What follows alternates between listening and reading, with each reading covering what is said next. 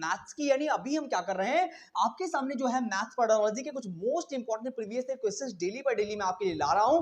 और अगर आप किसी भी टीचिंग एग्जाम की तैयारी कर रहे हैं, लाइक वो सीटेट हो सकता है, रीट हो सकता है, केवीएस हो सकता है, तो आप मेरे साथ में कनेक्ट हो सकते हैं और मैं डेली बाय डेली आपके लिए बेहतरीन क्वेश्चंस की सीरीज ला रहा हूं डेली बाय डेली। ठीक है, तो चलते फिर, आपका टाइम वेस्ट बिल्कुल भी नहीं करेंगे, तैयारी करते रहिए बढ़िया से, और हो सके तो आप नोट्स बनाते रहिएगा, क्योंकि जब आप खुद के नोट्स से पढ़ते हैं तो आपकी तैयारी बढ़िया होती है, क्योंकि एक टाइम के बाद में आपको रिवीजन भी करना पड़ता है। तो इसलिए हो सके तो आप कृपया करके नोट्स बनाते रहिएगा और पढ़ते रहिएगा, तैयारी आपकी बढ़िया होती रहेगी और इस बार आपका सीटेट जरूर क्लियर हो जाएगा। आज जो है हम क्या करने वाले हैं, मैथ्स के कुछ बढ़िया से मोस्ट इंपॉर्टेंट क्वेश्चन डिस्कस करेंगे, जो किसी भी सीरीज को अगर आप उठा के देख लेंगे तो वहां पे 100 टाइम रिपीट हुए हैं। चलिएगा, और अगर आप पहली बार आए हैं तो लाइक शेयर तो कर ही देंगे, ताकि जब भी मैं एक नया वीडियो बनाऊंगा तो आपके पास नोटिफिकेशन आ जाएगा। फिलहाल के लिए मैंने सीडीपी पूरी टॉपिक बाय टॉपिक फिनिश कर दी है।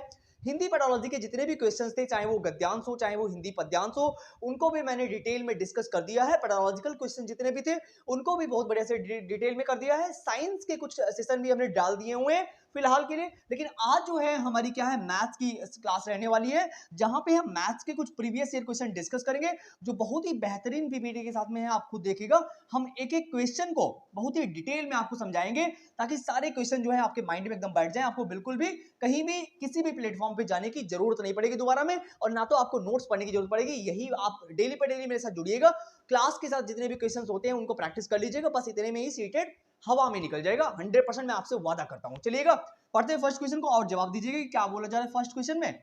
पढ़िएगा कॉन्सेप्ट को और जवाब देने की कोशिश जरूर कीजिएगा कमेंट बॉक्स में कि इसका आंसर जो होगा क्या होगा, बताइएगा मुझे।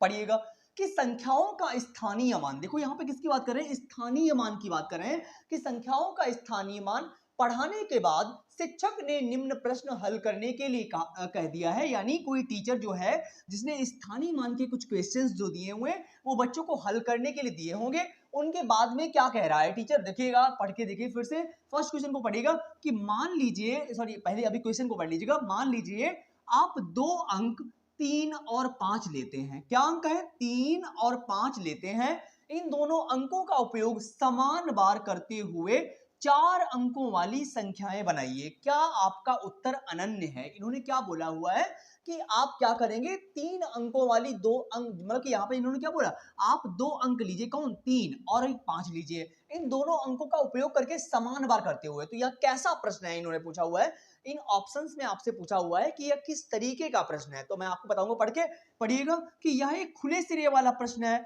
और अतिरिक्त को आपस में एक दूसरे के उत्तरों का विश्लेषण और आलोचना करने का अवसर प्रदान करता है। मे बी ये ठीक हो सकता है। एक बंद सिरे वाला, देखो बंद सिरे वाला ये उत्तर है नहीं, है ना। गणित में अनेक उत्तर वाले प्रश्नों को हतोत्साहित करना, हतोत्साहित है नहीं ये, देखो है ना।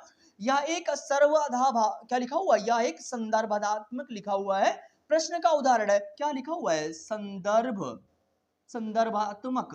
भाई ये क्या है, संदर्भ के बारे में वर्णन किया जा रहा है यहाँ पे क्या, तो ऐसा तो नहीं हो सकता। देखो आप एलिमिनेट कर सकते हो ऑप्शंस को कि सेकंड भी नहीं, थर्ड भी नहीं, कोई संदर्भ की यहाँ पे बात नहीं करी जा रही है, ना तो हतोत्साहित की बात करी जा रही है और ना ही बंद सिरे की। तो एक ही ऑप्शन हमारे पास बचा हुआ है कि यह एक खुले सिरे वाला प्रश्न है। क्या है, ओपन एंडेड जो ऑप्शन है, यानी यही हमारा करेक्ट ऑप्शन है। फर्स्ट ऑप्शन के साथ में हम जाएंगे क्योंकि यही हमसे पूछा गया था। सिंपल फंडा है, ज्यादातर ऑप्शंस में क्या होगा, ओपन एंडेड ऑप्शन ही सही होते हैं, यही हमारा ऑप्शन है। और जब आपको ऐसा क्वेश्चन लगे कि हम आंसर नहीं दे पा रहे हैं, तो आप तीनों पढ़ के एलिमिनेट कर दीजिए उसको झट से, फटाक से। ओके बेटा, आई होप आपको ये समझ में आ गया होगा। अभी हम चलेंगे क्वेश्चन नंबर सेकंड पे। पढ़िएगा, सारे के सारे ऑफिशियल आंसर किए, मैं अपने पास से कुछ भी नहीं बना रहा हूं। अब इस क्वेश्चन को पढ़िएगा और जवाब दीजिए कि क्वेश्चन नंबर सेकंड में हमसे क्या बोला जा रहा है। पढ़िएगा और जवाब देने की कोशिश कीजिए कि क्वेश्चन नंबर सेकंड में हमसे क्या बोला गया, कि राष्ट्रीय पाठ्यचर्या रूपरेखा 2005 के अनुसार निम्न में से कौन सी प्रक्रियाएं बच्चे के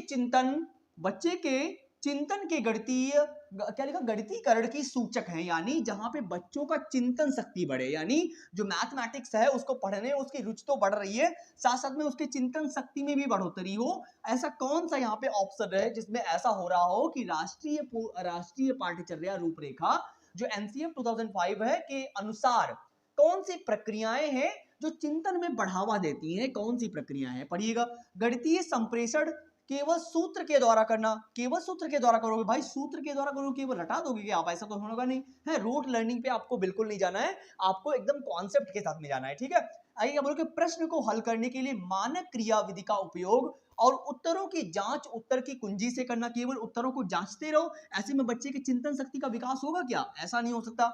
आगे पढ़िए क्या, आसपास की भिन्न भिन्न वस्तुओं के भार का अनुमान लगाना और उत्तरों पर सहपाठियों तथा शिक्षकों के साथ विचार विमर्श करने को, एकदम बढ़िया बात कही गई है यहाँ पे क्या बोला गया कि जब आप डिस्कशन करते हो, डिबेट करते हो, आपस में कोलैबोरेट करते हो, सहयोग करके पढ़ते हो, यानी आपने एक वर्ड सुना होगा इंक्लूसिव एजुकेशन, यानी समावेशी शिक्षा, जहां पे आप डिफरेंट डिफरेंट टाइप से बच्चों से सवाल करते हो, आपस में बैठ के ग्रुप में पढ़ते हो, तो वो ऑप्शन जो होगा वो हमारा ज्यादा क्लियर होगा। इसलिए यहाँ पे क्या बोल रहे हैं कि आसपास जितने भी लोग होते हैं उनसे इंटरैक्ट करते हो, तो इंटरैक्ट करके भिन्न भिन्न वस्तुओं के भार का अनुमान लगाते हो, यानी एनालिसिस करोगे चीजों के प्रति, और शिक्षकों और सहपाठियों के प्रति कोलैबोरेट करोगे, सहयोग करोगे और उनसे बातचीत करने की कोशिश करोगे, तो यही हमारा ऑप्शन जो है एकदम करेक्ट है, जहां पे आपकी चिंतन शक्ति की बढ़ोतरी होगी, यानी चिंतन शक्ति का गणितीकरण होगा, जहां पे आप बात करोगे, यानी दूसरे से अपने भावों को, दूसरों की बातें सुनोगे, है ना, अपनी बात को रखोगे वहां पे, तो वहां पे आपके चिंतन शक्ति का विकास होगा। तो इसीलिए हमारा थर्ड ऑप्शन जो है वो हमारा एकदम क्लियर है। अब हम चलेंगे आगे क्वेश्चन नंबर 4 पे। पढ़ते क्वेश्चन नंबर 4 में क्या बोला गया है, निम्नलिखित में से कौन सा प्राथमिक गणित पाठ्यचर्या का भाग नहीं है? इन्होंने हमसे यहाँ पे निगेटिव पॉइंट पूछा हुआ है। क्या पूछा हुआ है?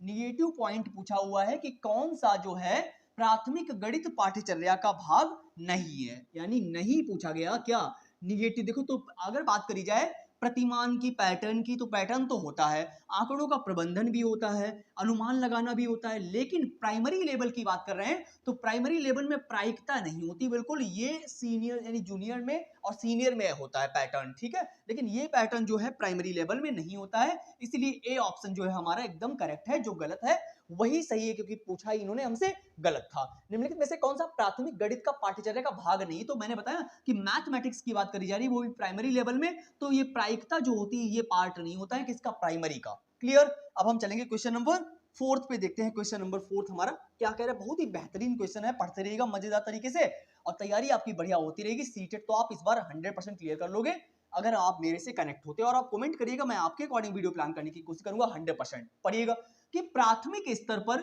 गणित के आकलन युक्ति के रूप में निम्नलिखित में से कौन सा सबसे कम प्रभावशाली है?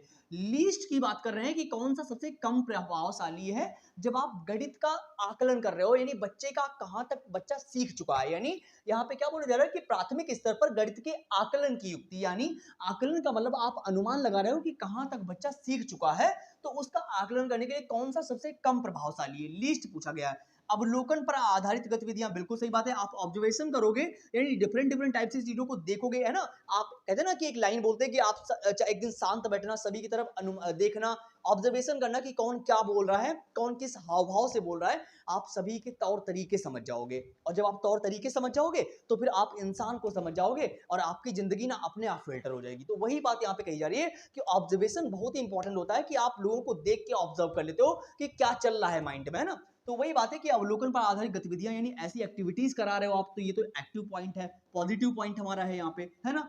सत्रांत परीक्षा, यानी वर्ष के बाद में साल भर आप पढ़ाते रहे और साल के अंत में आपने क्या करिए, कोई परीक्षा ले ली, तो ऐसा करना बिल्कुल ही गलत है, और जो गलत है वही सही है, क्योंकि पूछा ही इन्होंने हमसे गलत था, क्योंकि सत्र के अंत में आपको टेस्ट नहीं लेना, आपको बीच बीच में उनका टेस्ट लेते रहना है ना। ऐसा नहीं है कि पूरा साल पार हो गया उसके बाद में आप टेस्ट ले रहे हो, है ना। रचनात्मक आकलन कार्य, तो ये भी ठीक है, रचनात्मक जहाँ पे बच्चे क्रिएटिव बन रहे हैं, और क्या लिखा हुआ रूबिक्स का उपयोग करके, अरे यार ये कुछ नहीं होता, ठीक है, तो सॉरी रूबिक्स लिखा हुआ है, ये थोड़ा मिसप्रिंट हो गया, हमें लग रहा हमारे टाइपिंग मास्टर से, तो बी ऑप्शन जो है वो हमारा एकदम क्लियर है। चलते हैं 5 क्वेश्चन पे, देखते हैं हमारा 5th क्वेश्चन क्या कह रहा है, थोड़ा सा आगे बढ़ेंगे और समझेंगे क्वेश्चन नंबर 5 में क्या बोला रहा है।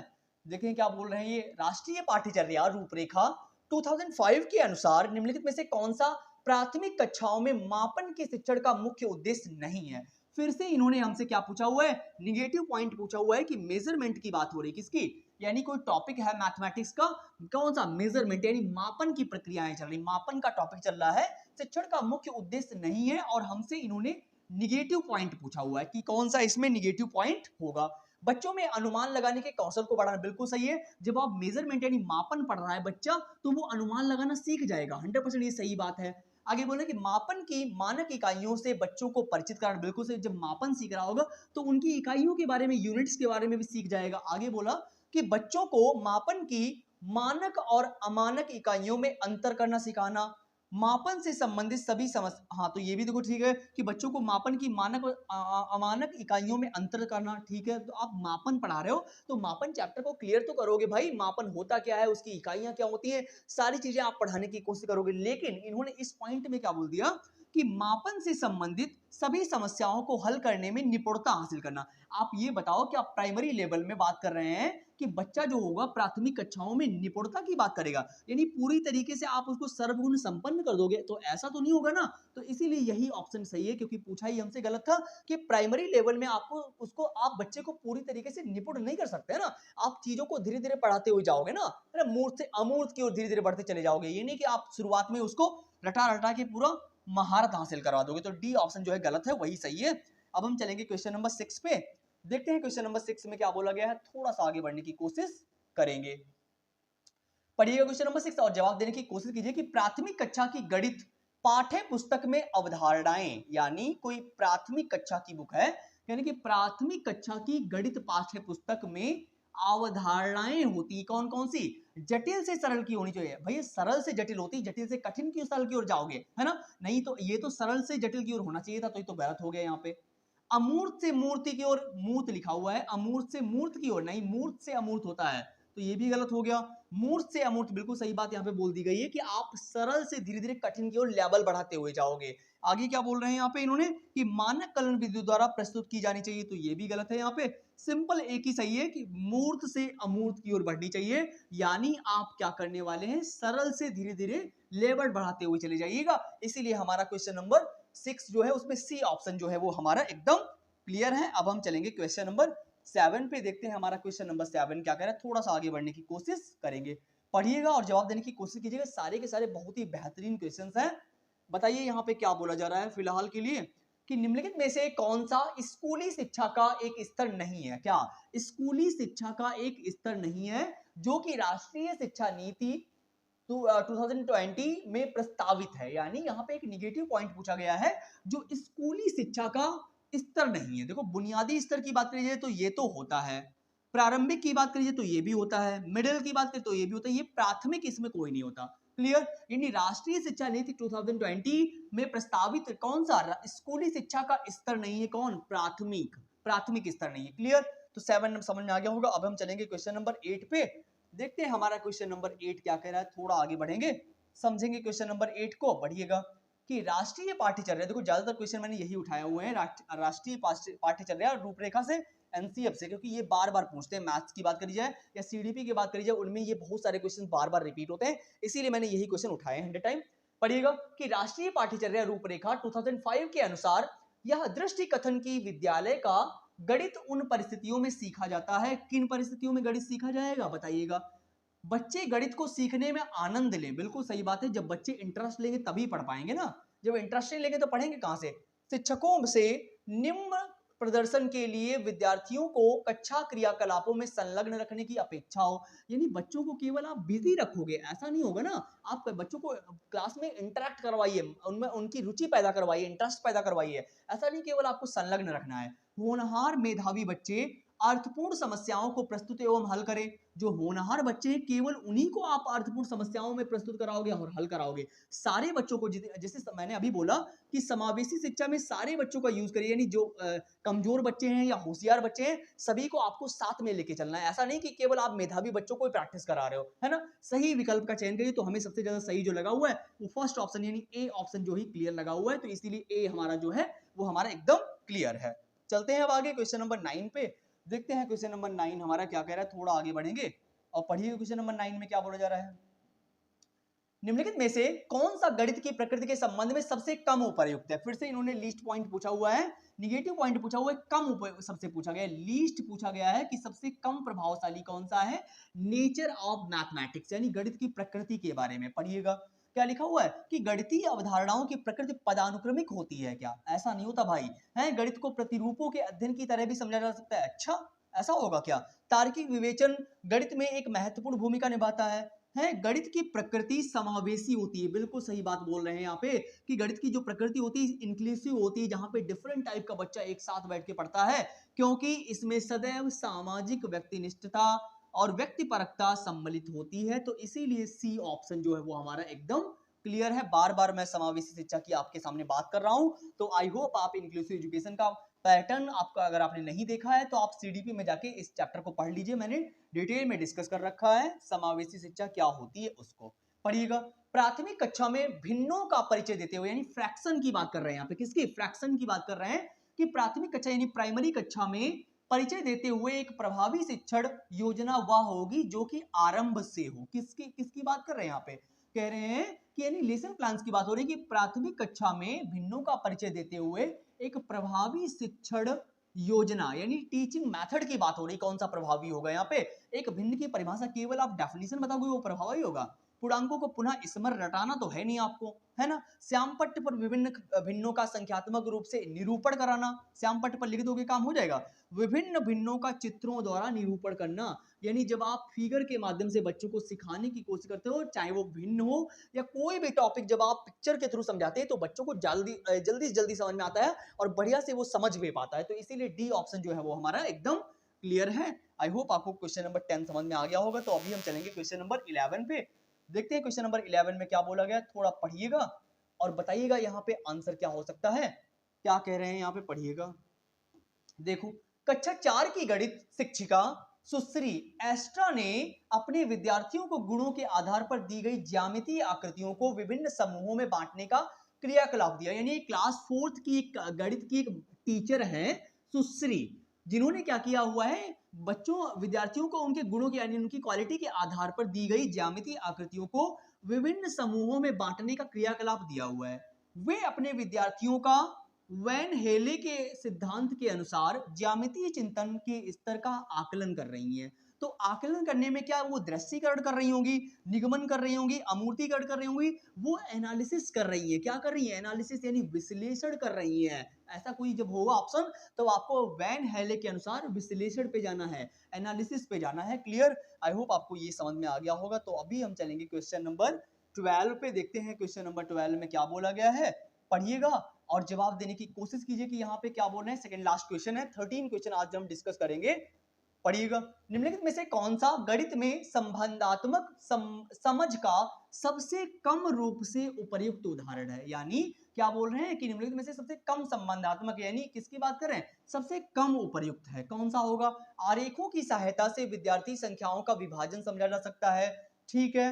विद्यार्थी क्षेत्रफल और आयतन के बीच के संबंध को समझते हैं, ठीक है।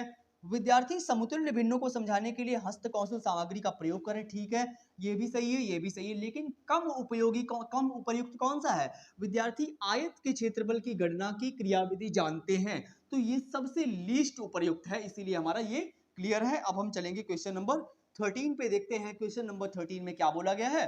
लास्ट क्वेश्चन है, पढ़िएगा और जवाब जरूर दीजिए कि लास्ट क्वेश्चन में क्या बोला गया। बहुत ही इंपॉर्टेंट क्वेश्चन है ये आपके लिए, क्योंकि ये सन 2016 में भी पूछा गया, 18 में भी पूछा गया है। राष्ट्रीय पाठ्यचर्या रूपरेखा 2005 के अनुसार गणित पाठ्यक्रम चाहिए, कैसा होना चाहिए, सुसंगत और स्थैतिक होना चाहिए, महत्वाकांक्षी और स्थैतिक होना चाहिए।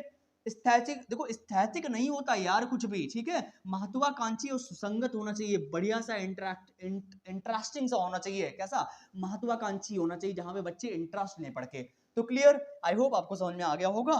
तो अभी सेशन आपको कैसा लगा वो आप लाइक शेयर तो कर ही देंगे, और जितने भी क्वेश्चन आपके क्लियर हुए हों वो आप कमेंट बॉक्स में बता के जाइएगा। आउट ऑफ 13 आपने कितने सही किए वो कमेंट बॉक्स में जरूर बता के जाइएगा। अपना नाम और आपको किस टॉपिक पे वीडियो चाहिएगा वो जरूर बता के जाइएगा। आउट ऑफ 13 आपने कितने सही किए वो बता के जाइएगा। प्लीज लाइक शेयर और सब्सक्राइब तो कर ही दोगे, ताकि जब भी मैं एक नया वीडियो बनाऊं तो आपके पास नोटिफिकेशन आ जाए। फिलहाल के लिए हम डेली पर डेली आपके बीच में आ रहे हैं क्वेश्चन लेके। 100% आपका सीटेट जो है क्लियर हो जाएगा। अगर आप किसी भी टीचिंग एग्जाम की तैयारी कर रहे हैं, लाइक अगर आप प्राइवेट स्कूल में डेमो तक दे रहे हैं, तब भी आप मेरे से कनेक्ट हो सकते हो और हम आपके अकॉर्डिंग वीडियो प्लान करने की कोशिश करते हैं 100%। Thank you so much for coming, thank you so much मेरे यार।